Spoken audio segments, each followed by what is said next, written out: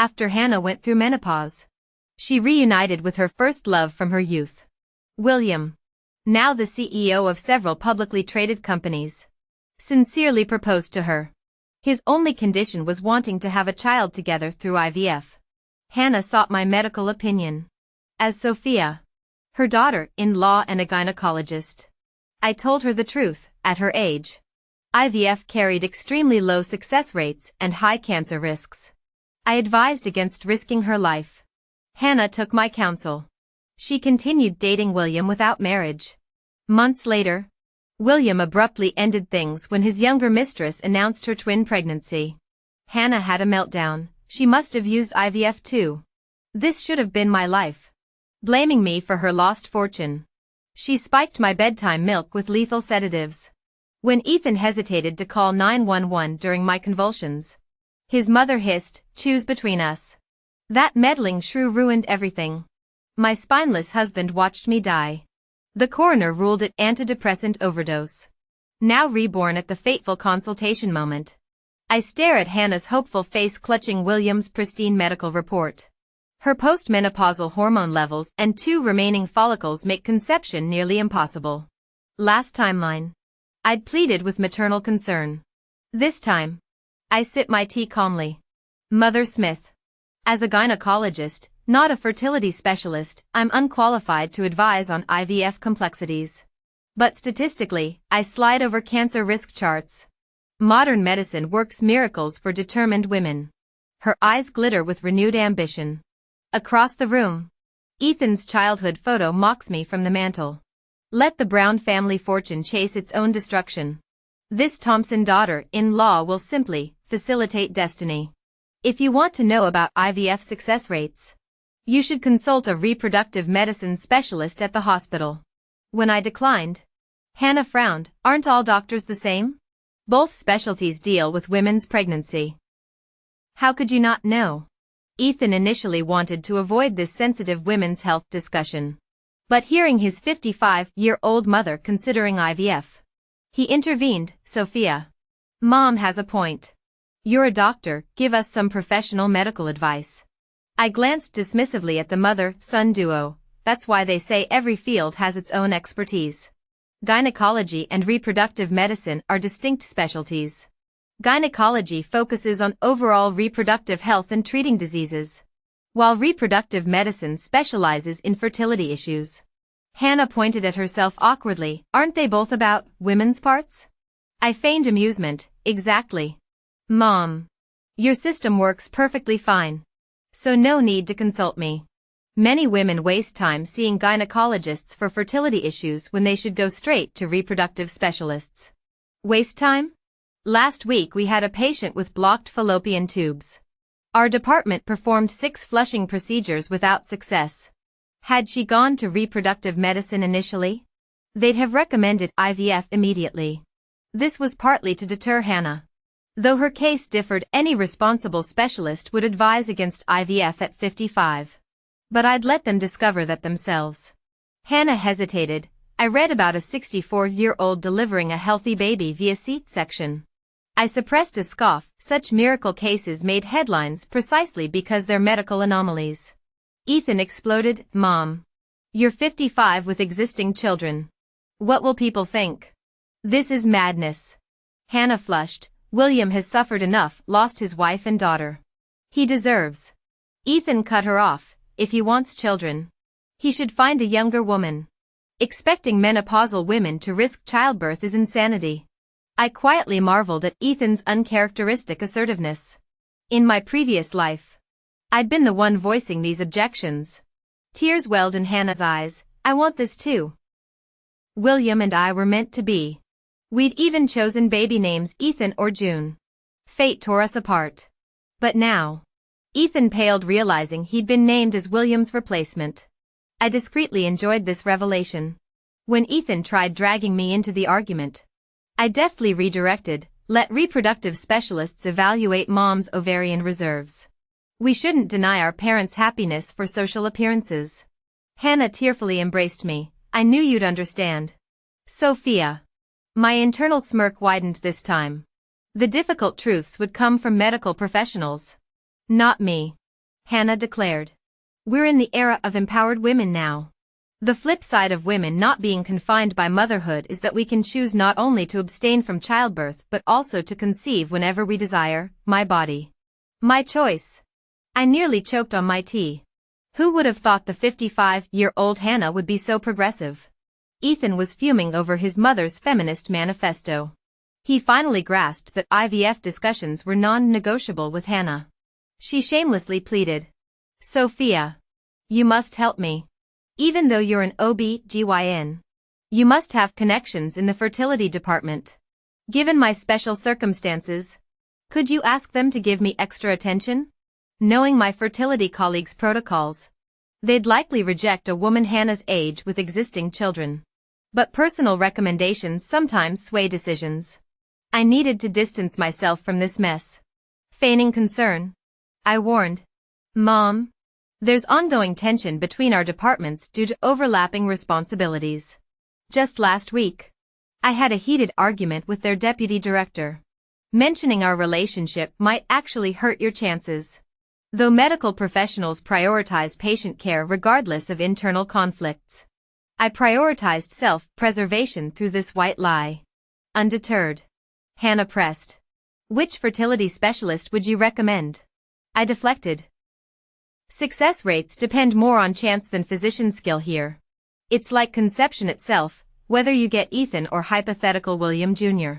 depended entirely on which egg met sperm that particular month. Blushing at the mention of William, her youthful sweetheart, Hannah became receptive. Her determination solidified. IVF was happening. This timeline granted her wish. 2 months later, she married William, her long-lost first love. They celebrated with dual-themed wedding photoshoots, traditional Chinese and modern Western. Though prints weren't ready yet, Hannah endlessly scrolled through digital proofs on her phone, marveling. We never did this in my first marriage. Finally living my dream. She quietly abandoned hopes of a lavish wedding, rationalizing. Ethan would feel awkward with grand celebrations. William's business success demands discretion anyway. William compensated with a multi-million-dollar penthouse. Hannah consoled herself. I've had weddings before. Real assets beat ceremony any day. Still, she couldn't resist flaunting her triumph, posting a curated grid featuring golden jewelry artfully arranged on her property deed. Captioned Destiny Prevails. Soulmates reunited forever. When relatives teased about missing diamond rings, she quipped, I'm basic. Give me shiny gold over icy rocks any day. With faux bashfulness. I chuckled knowingly. Hannah actually coveted jade. Religiously watching luxury gemstone streams but never splurging. Whether William denied her jade or she pragmatically chose liquid assets remained unclear. Relocating to her new penthouse granted me unexpected relief. No more shared living. Her intimate wedding invitation posed a dilemma. Between hectic work hours and packing for my mandatory year-long rural medical outreach, required for promotion. Attendance seemed impossible. Last lifetime, I'd delayed this career milestone to comfort her through depression. This time, I embraced the assignment without hesitation. But I really wanted to get the tea. Didn't William insist on keeping things low-key? I couldn't wait to see how low-key their wedding banquet would actually be. At the venue, there were only 2 tables in the private room, all occupied by Hannah's relatives from the Smith family. Not a single relative or friend attended from William's side. Truly an intimate affair. William explained without prompting, my social circle's too extensive. Inviting some would offend others. So we opted for simplicity. He pulled Hannah closer. His new bride, blushing in her pale blue cheapao, was like a docile dove nestled against his chest. Happiness shouldn't be paraded. All I need for the rest of my life is my Hannah. Midway through dinner, they cornered me in an adjacent room. William cut to the chase. We need your help with our IVF treatment at your hospital. I'd anticipated this. The doctors advised against it due to Hannah's age. Didn't they? He shook his head, gripping Hannah's hand. We're fully aware of the risks. The fertility specialist initially discouraged us. But, his voice softened with performative tenderness. Hannah's devotion outweighs any danger. The treatment plan on Hannah's phone screen glared with disclaimers. Patient assumes full responsibility for potential ovarian/breast cancer risks due to advanced maternal age. Her signature slashed across the waiver. Then what's the issue? William's mask slipped slightly. Your hospital's bureaucrats refused to proceed without a marriage certificate. My eyebrows shot up. They'd thrown a banquet but skipped the legal paperwork? Hannah bristled at my reaction. At our age, marriage licenses are trivialities. We'll formalize things after the baby arrives.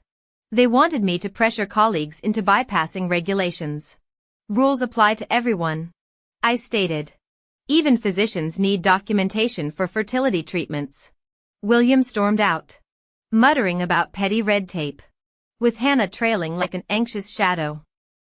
I watched their exit with concealed amusement. Let's see what exceptions her devotion could buy. Days later, I left for my rural medical assignment without consulting Ethan. He sulked about delayed baby plans. I bit back my retort, thank God we had no children tying me to this moral coward. My real agenda? Strengthen healthcare access in underserved communities while letting our marriage wither. The revelation came via TikTok. A former pharmaceutical rep I'd rejected now worked at a boutique fertility clinic. Her post featured Hannah in a ridiculous lace sun hat, praying dramatically on a Pepto-pink hallway bench. The caption gushed, this stunning 55-year-old believes in love's miracle. Public hospitals turned her away, but will make her motherhood dream come true. I replayed the video, recognizing the clinic's shoddy decor through the filter glamour. The rep's profile showed no medical credentials, just endless hospital promotions. Hannah had traded ethical medicine for this circus. Scrolling through my contacts, I found the rep's number still saved. The algorithm had done its job. As laughter bubbled up, I realized some miracles are really just desperation wearing rose-tinted filters. However, it's predictable that such hospitals wouldn't be rigid about protocols. They'd likely perform procedures even without marriage certificates. 2 months into my rural assignment, the medical conference commenced. Driving back, I stopped by my apartment to retrieve conference suits. Unexpectedly, I encountered Hannah downstairs. The hormonal treatments had visibly caused weight gain. Sophia, she simpered, blushing. My cycle, it's regular now. The doctor says we can start injections next month. I congratulated her, casually asking why she wasn't staying at the luxury condo William bought her. Proximity to the hospital makes checkups easier. She deflected, then boasted about William transferring shares of his subsidiary to her. Life keeps improving. She glowed. Though William's constant business trips are inconvenient. He's away again these days. I nodded curtly, gathered belongings, and hurried to the conference hotel.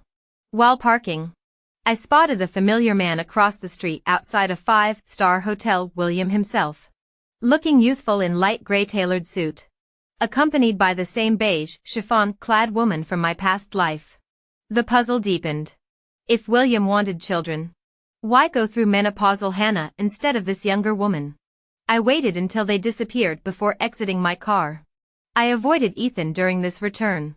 He contacted me once, but I pleaded conference obligations. Post-event, I resumed rural duties.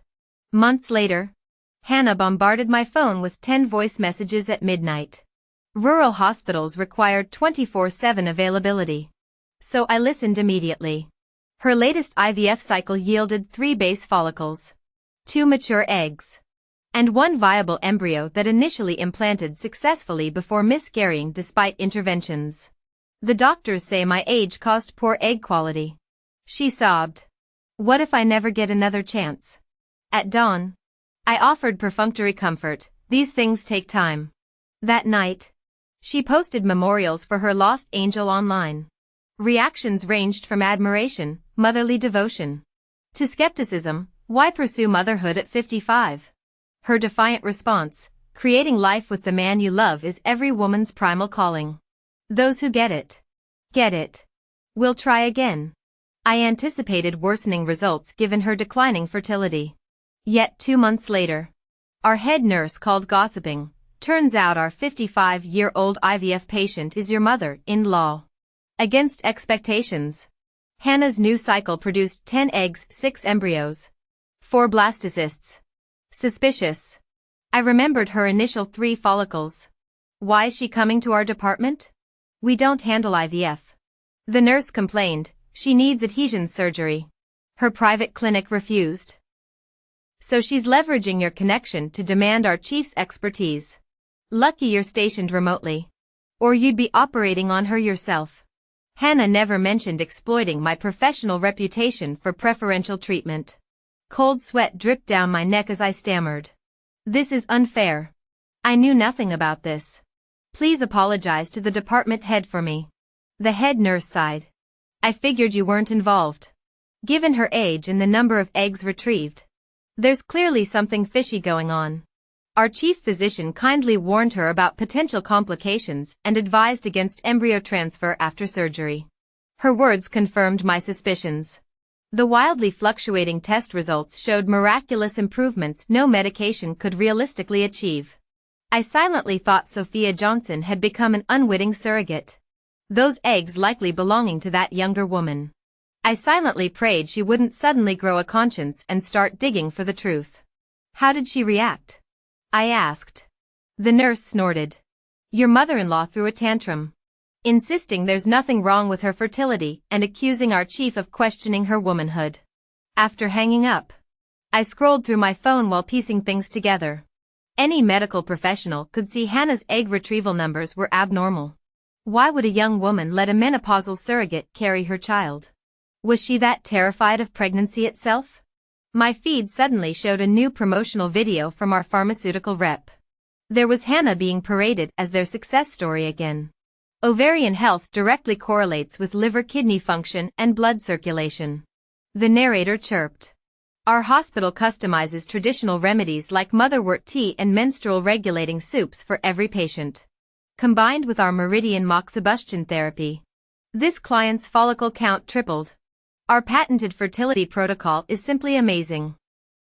While integrated Eastern-Western medicine shows promise, this private hospital's overhyped claims reeked of pseudoscience. Right on cue. Hannah updated her social media with an 4-drip selfie captioned, "The lonely journey to motherhood misunderstood by family. Sustained by hope. Successful surgery brings me closer to my baby." Ethan commented, biting the hand that feeds you. I snorted. His sarcasm barely registered anymore. Months flew by in the rural clinic where I found purpose helping underserved communities. The peace shattered one midnight when Ethan called panicking, "Mom's 3 months pregnant but bleeding heavily after walking too much. What do I do? Take her to the ER." I said flatly. "It's just me here." Williams disappeared again. "You're her son. Do your job." Memories of their cruelty during my past life surfaced, Hannah's venomous curses. Ethan's cold indifference when I'd needed help. I muted my phone and slept. Dawn revealed dozens of missed calls. Ethan had rushed Hannah to the hospital where cervical insufficiency was diagnosed. Colleagues explained the high-risk emergency circlage procedure. But Hannah demanded, "Get your department head to operate." After hours of arguments, she finally consented. I sighed. Unlike dramatic rebirth stories where protagonists seek vengeance, I chose exile. Pathetic? Maybe. But effective. Ethan blamed me for not driving back overnight to perform the surgery myself. "You think hospitals are your personal concierge service?" I snapped. "We've saved your mom multiple times. Stop abusing our goodwill." The fight became my exit. "My lawyer will contact you about the divorce." His furious voice messages went unanswered while Hannah continued posting hospital selfies between 4 drips. She sighed about how smoothly her last pregnancy went, back then. My belly just grew bigger day by day without me even noticing. And suddenly, I became a mother. This time feels like an old tree trying to blossom, bearing fruit has become so difficult. When Hannah was hospitalized, the department director publicly criticized me in the workgroup chat, as medical professionals, we must manage our relatives properly. I meekly replied, "She won't be family much longer. I've officially filed for divorce." My senior colleague saw this and privately messaged to comfort me. saying her training in Beijing would end soon and she'd visit me in the countryside afterward. True to her word. She came 2 weeks later, pulling up an encyclopedia entry on her phone. She asked, "Is this your mother-in-law's husband?" I was startled to see William's photo. "Don't tell me you're his girlfriend." She playfully swatted me. "Don't be ridiculous. Here's some juicy gossip for you." It turned out the young woman accompanying William had sought treatment from the specialist my colleague was shadowing. William had presented himself as a prominent local entrepreneur whose wife suffered a strange condition. Her menstrual cycle had stopped, replaced by monthly nosebleeds. The diagnosis? Endometriosis with endometrial tissue growing in her nasal mucosa. Suddenly everything made sense. No wonder William was pushing Hannah to get pregnant. His mistress couldn't conceive. For the first time, I felt pity for Hannah. Just days earlier, she'd posted about sacrificing her mahjong games and group dance sessions to remain bedridden for fetal preservation. In her photo shoot wearing traditional, inspired attire, the 7-figure jade bracelet peeking from her sleeve drew envious comments. She'd responded with a shushing emoji, "Keep it low-key. Living this second life." I had to admire William's precision in baiting his traps. The sweeter Hannah's current delusions, the more devastating her eventual awakening would be. But the net would soon close. After Hannah's delivery, I planned to strike. Meanwhile, my lawyer had finalized everything. I successfully divorced Ethan. Exactly 1 year later, I resumed hospital duties while preparing for promotion. Hannah underwent C-section for a 7.6-pound boy. Convinced her hardships had finally paid off, she flooded social media with 9-grid baby photos and personally called every acquaintance, including me. Her smug voice crackled through the receiver. "Sophia, as someone who's been through it, let me advise you. Women shouldn't focus solely on careers. If you and Ethan had a child, you wouldn't have split so easily. A woman's greatest happiness is bearing a blood-related child for the man she loves." I endured her toxic ramblings with perfunctory congratulations. Her joy would be short-lived. That night, I sent an anonymous text from a foreign number. "You fool. Your baby was swapped. That's not your child." Then I waited. Relatives later filled in the aftermath. Before any DNA test, Hannah discovered the truth when her newborn developed jaundice requiring blood typing. With her type B and William's type O, the baby's type A blood told the whole story. Still recovering, Hannah stormed into the private hospital accusing them of egg substitution.